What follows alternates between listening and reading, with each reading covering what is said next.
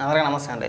Advocate Rajani గారి గురించి ఎక్కువగా మాట్లాడే ఉద్దేశం లేదు, కానీ అయితే ఆవిడ అప్పుడప్పుడు సందర్భాన్ని బట్టి ఆవిడకి కొన్ని అవతారాలు ఉన్నాయి. 10 అవతారాల సినిమా చూసాం కదా, అందులో కమల్ హాసన్ గారు 10 పాత్రలు పోషిస్తారు కదా.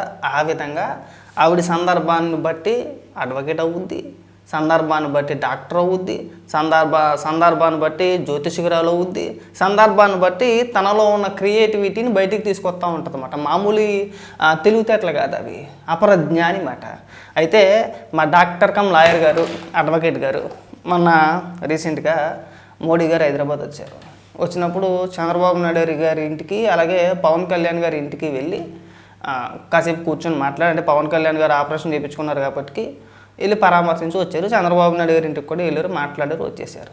అయితే అక్కడ చంద్రబాబు నాయుడు గారి ఇంటి దగ్గర చంద్రబాబు నాయుడు గారు మోడీ గారు కలిసి వీళ్ళిద్దరూ కూర్చొని ఏం మాట్లాడుకున్నారు అనేది మా రజనీ గారు తన దివ్య దృష్టితో, తనకున్న ఆ జ్ఞాన సంపత్తోటి, లేదంటే ఇంకొక రకమైన విద్యతో కావచ్చు, ఈ డాక్టర్ కమ్ లాయర్ గారు తన అక్కడ ఏం జరిగింది, వాళ్ళిద్దరూ కలిసి కూర్చొని ఏం మాట్లాడుకున్నారో, జగన్మోహన్ రెడ్డిని ఉద్దేశించి ఎలా భయపడిపోయారు, అక్కడ వాళ్ళ అన్న పదాలు ఏంటి అనేది ఈవిడ ఇక్కడ కోటేసుకొని చెప్పేస్తుంది. ఇక్కడ తెలివితేటలు అన్నమాట, ఈవిడ కడుపుమంట. ఒకసారి వినిపిస్తా వినండి. ఉప ముఖ్యమంత్రి గారిని తెలంగాణలో కలవడం ఏంటి, తెలంగాణలో వాళ్ళకి ఏం పని? సో ఇది డైవర్షన్ పాలిటిక్స్ టాపిక్, ఇది కాదు.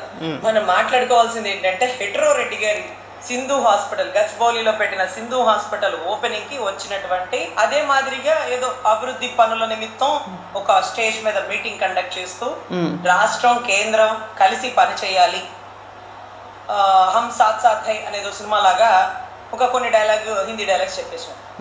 సో దీని పర్యవసానం ఎలా ఉంటుంది అంటే 2029లో ఆంధ్ర రాష్ట్ర ఎలక్షన్స్ మీద నమ్మకాన్ని పూర్తిగా కోల్పోయిన బీజేపీ. అంటే ఇక జగన్ అనేవాడు ఉండగా మనల్ని రాష్ట్రంలో అడుగు కూడా పెట్టనివ్వడు, అది కూటమైనా ఓటమి తప్పదు అని ఆంధ్ర ఓపెన్ అయిపోయింది. అంటే ఆంధ్రాలో 70mm సినిమాలో ఎలక్షన్ కి ముందు 3 సంవత్సరాల ముందే అర్థమైపోయిన విషయం ఏంటంటే ఇక మనం గెలవం, ఓటింగ్ పోతుంది, నాయకుల మీద పలానా సామాజిక వర్గ నాయకుల మీద ప్రజలకి నమ్మకం పూర్తిగా సన్నగిలుతుంది. ఇకపై ఏంటి మా పరిస్థితి అంటూ బీజేపీ స్టాండ్. తెలంగాణ వచ్చి పూర్తిగా కాంగ్రెస్. సరే, కాంగ్రెస్ బీజేపీనా టీడీపీనా అంటే ఏదైనా సరే బాబు గారు చెప్పు. ఎందుకంటే జీవన్ రెడ్డి గారు చెప్పినట్టు ఇంకా కూడా తెలంగాణ ఆ కమ్మదనం తగ్గట్లేదు. సో మేము అలా పని చేయలేము, మా వల్ల కావటం లేదు, ఆ ప్రెజర్ తట్టుకోలేకపోతున్నాము అంటూ కూడా ఆయన ఇచ్చినటువంటి స్టేట్మెంట్. ఆ వయసులో ఆ టైంలో ప్రభుత్వం కాంగ్రెస్ లో ఉండగా, అంటే ఎక్కడైనా ఒకటి ఆలోచించండి సార్, ఓడిపోయిన పార్టీ నుంచి ఎంతో మంది బయటకు వస్తారు, గెలిచిన పార్టీలోకి వెళ్ళిపోతారు. గెలిచిన పార్టీలోంచి ఏ ఒక్కడు బయటకు వచ్చినా దయచేసి ఆలోచించాలి సార్ విషయం. ఆ పర్సన్ ఖచ్చితంగా మనం గుర్తుపెట్టుకోలేదు, ఎవరైనా కానీ. ఇక్కడ సొంత ఎలివేషన్ అనమాట. అంటే గెలిచిన పార్టీ నుంచి బయటకు వచ్చిన పర్సన్ గుర్తుపెట్టుకోవాలని చెప్పేసి డైలాగ్ కొట్టింది కదా, ఇక్కడ సొంత ఎలివేషన్ అనమాట. అంటే కూటమి అధికారంలోకి వచ్చిన తర్వాత నేను అనుమానడతాగా జనసేన పార్టీలో ఉన్నాను, గెలిచిన పార్టీలో అధికారంలో ఉన్న పార్టీ, అంటే అధికారంలో ఉన్న పార్టీ నుంచి నేను బయటకు వచ్చేసాను, నన్ను మీరంతా కూడా గుర్తుపెట్టుకోవాలి. సొంత ఎలివేషన్ అనమాట. ఇక్కడ మాట్లాడి ఇంకా చాలా ఉంది, ఇంకొక నిమిషం, ఇంకో 2 నిమిషాలు ఉంది. అది జీవన్ రెడ్డి అయినా కానీ, జనసేన అయినా కానీ, టీడీపీ అయినా కానీ, వాళ్ళ ప్రభుత్వం ఉండగా బయటికి ఎందుకు వచ్చాడా, వాడు గిట్టుకోడా బాబు, గట్టోడు లేదు తొక్కలేదు. నువ్వు బయటకు ఎందుకు వచ్చావు అనేది అందరికీ తెలుసు. జనసేన పార్టీలో ఉన్న నాయకులకి, కార్యకర్తలకి తెలుసు, అందరికీ ఓపెన్ సీక్రెటే కదా. మనం ఆశించిన పదవి మనకు రాలేని మూలనే కదా బయటకు వెళ్ళింది. ఎవరైనా అంతే, గెలిచిన పార్టీ నుంచి బయటకు వచ్చారు అంటే దాని అర్థం ఏంటి, పార్టీలో వాళ్ళకి తగిన గుర్తింపు దక్కలేదనో, లేదంటే వాళ్ళు ఆశించిన పదవి రాలేదనో, ఈ 2 కారణాలు ఉంటాయి. వేరే కారణాలు ఏమీ ఉండవు. 99% ఇవే కారణాలు ఉంటాయి. నియోజకవర్గ ప్రజా సమస్యల పైనో, లేదంటే మా నియోజకవర్గానికి నిధులు కేటాయించట్లేదనో, లేదంటే నియోజకవర్గ సమస్యలను పరిష్కరించట్లేదనో ఆ మాటలు చెప్పి బయటకు వచ్చే వాళ్ళు చాలా తక్కువ మంది, రేరు. మనం బహుశా చూడడం కూడా తెలియదు. 1%, 2% ఉంటారు అలాంటి వ్యక్తులు. మెజారిటీ ఒకవేళ ఎవరైనా బయటకు వచ్చారంటే మీలాంటి వ్యక్తులు, గుర్తుపెట్టుకోవాల్సిన వ్యక్తులు ఏమీ కాదు. మీ స్వార్థం కోసం మీరు ఆశించిన పదవులు రాలేదు కాబట్టి మీరు బయటికి వెళ్ళిపోయారు పార్టీ నుంచి, అంతే. మిమ్మల్ని గుర్తుపెట్టుకోవాల్సినంత మీరేమి గట్టోళ్ళేమి ఈ పనికి మాలిన సొల్లు డైలాగులు కొట్టొద్దండి అని మేము ఎప్పుడు అనుకుంటామంటే తనికెళ్ళ నాగిరెడ్డి గారు అసెంబ్లీ సాక్షిగా ఎమ్మెల్యేగా ఉండగా ఇది చేపల మార్కెట్ లో బాతాకాని సెంటర్ లా ప్రజల్ని చైతన్యపరచాలంటే ప్రజల్లో ఉండాలి, ఈ 4 గోడల మధ్యలో కాదు అంటూ ఎమ్మెల్యే పదవికి రాజీనామా ఇచ్చేసారు. అది గొప్పతనం. పదవి గెలుచుకోవడం గొప్పతనం అంటే పదవి తృణప్రాయంగా వదిలేయడం ఇంకా గొప్పతనం. మంచిది. సో ఇక్కడ మనం గమనించాల్సింది ఏంటంటే తెలంగాణలో కూటమిని ఫామ్ చేయాలని మనకు అనిపించిన ఒక పావుల ఆలోచన. దాంట్లో పవన్ కళ్యాణ్ గారి కోసం ఎందుకు కేటాయించలేదంటే అంటే వ్యంగ్య మాట. సరే మాట్లాడదాం, ఇప్పుడు నేను తిట్టడంలో తప్పులేదు, జనసేన కార్యకర్తలో లేదంటే ఇంకొకరో నిన్ను తిట్టడంలో తప్పే లేదు. ఇలాంటి పనికి మళ్ళీ లేక డైలాగులన్నీ వేస్తూ ఉంటావు, తిడతారో మళ్ళీ డిబేట్లో కూర్చొని ఎడుతూ ఉంటావు. అందా నీ తెలివితేటలు ఏమాత్రం ఉన్నా మేము కూడా చూస్తాంగా. విషయం అంతా చంద్రబాబు గారి దగ్గరే ఉంది. చంద్రబాబు గారి నీడ అక్కడ గెలిచి ఉంది. చంద్రబాబు గారు ఎటుంటే నీడ అటు ఉంటుంది, మనిషి వెనకాలే కదా నీడ ఉంటుంది. సో ఆఫ్ కోర్స్ కంట్రోల్ చేయాలంటే మనం బాబు గారితో మాట్లాడాలి.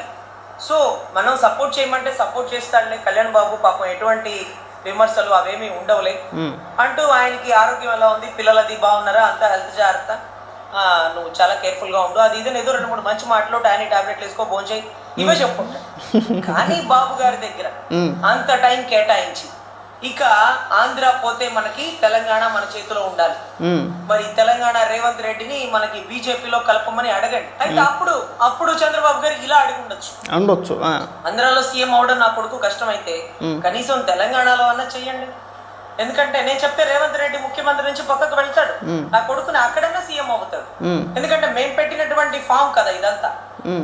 సో ఇటువంటి డిస్కషన్ కూడా బహుశా జరిగి ఉండొచ్చు. మీకేమి బుర్రేమి పని చేయట్లేదా రజనీ గారు?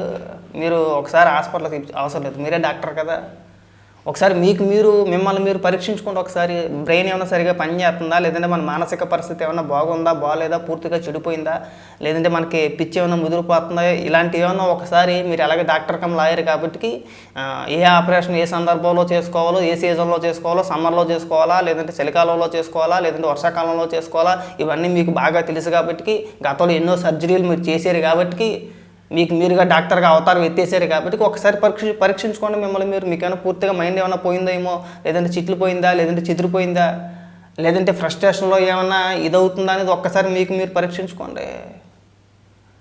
ఇది ఎక్కడ ఏడిపోయింది నాకు అర్థం కావట్లేదు. అంటే మీరు ఊహించుకొని ఒక కోటోటి వేసుకొని ఒక రూమ్లో కూర్చొని అలా జరుగుండొచ్చేమో, ఇలా జరుగుండొచ్చేమో, ఆ ఊహాగానాలు, ఈ పనికి మాల చెత్త డైలాగులు, చెత్త వీడియోలు చేయమాకండి. మీరు అడ్వకేట్ అండి, అడ్వకేట్ కమ్ డాక్టర్ అండి. మీరు మన దగ్గర 2 క్వాలిఫికేషన్లు ఉన్నాయండి. డాక్టర్ అంటే మీకు వచ్చిన డాక్టర్ పట్టా కాదండి, నిజంగా మీరు డాక్టరే. చాలామంది డాక్టర్లు ఎంబీబీఎస్ గట్టా చదివి డాక్టర్లు అవుతారు. మా విచిత్రం ఏంటంటే మీరు అడ్వకేట్ అయిన తర్వాత డాక్టర్ అయ్యారు, మీరుగా డాక్టర్గా ప్రకటన చేసుకున్నారు. అదొక దరిద్రం మాకు. ఈ ఊహాగానాలు, ఈ పనికిమాల కడుపుమాల డైలాగులు వదిలేయండి. మాట్లాడితే ఆంధ్రప్రదేశ్లో కూటమి పని అయిపోయింది, జగన్మోహన్ రెడ్డిని చూసి భయపడిపోతున్నారు, అయ్యి బాబోయ్. ఇంకా అండి ఇంకేమనిపిస్తుంది మీకు? మన కడుపు మాటకి ఒక హద్దు అనేది ఉండాలండి. మిమ్మల్ని ఎందుకు ట్రోల్ చేస్తారు చెప్పనా? ఎందుకైతే ట్రోల్ చేస్తారు? ఇలాంటి పిచ్చ వాగుడంతా వాగుతారు మూలనే మిమ్మల్ని ట్రోల్ చేస్తారు. ఏమన్నా సందర్భం తగ్గ మాటలు మాట్లాడుతున్నారు మీరు. ఎక్కడ తెలంగాణ, ఎక్కడ ఆంధ్రప్రదేశ్, అక్కడ వాళ్ళకి వెళ్తే ఇక్కడ మీ ఏడుపు ఏంటి, మీ కడుపు మంట ఏంటి, మీరు ఊహించేసుకోవడం ఏంటి? ఇంకా నయ్యం నాకున్న దివ్య దృష్టితోటి నేను అక్కడ ఏం జరిగిందో చూసానండి. ఏదో పాత సినిమాలో సీజన్లో పసరే చూపించేస్తారు కదా, అలా చూపించిపోయామండి. దరిద్ర రోజులు పోయి మాకు కూడాను. సార్ మీ టాలెంట్ మా దగ్గర చూపించమాకండి మేడం, మేము తట్టుకోలేకపోతున్నాం, పిల్లలం కదా. మీ జ్ఞానాన్ని, మీ అపరమేధావుతనాన్ని, మీ టాలెంట్ని, మీ దశావతారాల్లో భాగాన్ని ఇప్పుడు 3 చూపించారు. అడ్వకేటు కమ్ డాక్టరు కమ్ ఇప్పుడు జ్యోతిష్యురాలు కదా, ఆస్ట్రాలజీ. ఇప్పుడు 3 అయినాయి, ఇంకా 7 ఉన్నాయి మన దగ్గర. అవన్నీ చూస్తే మేము ఏమైపోతామో, మా పరిస్థితి ఏంటో. కాస్త ఇలాంటి పంచ్ డైలాగులు, ఇలాంటి పనికిమాల వీడియోలు మానేయండి, అది మీకే మంచిది.